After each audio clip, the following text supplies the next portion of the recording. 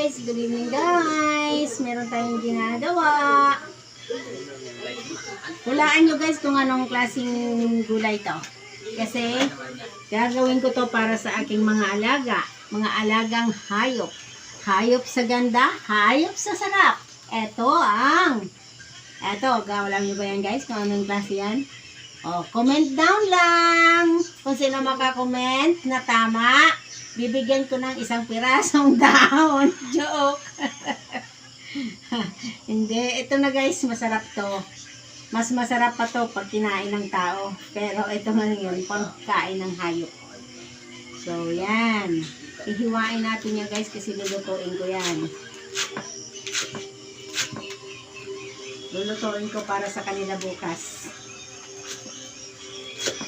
Para naman tumaba sila. Para pag kinatay natin, masarap. Diba? So, eto guys. Kilalanin nyo guys kung ano to Okay, bye!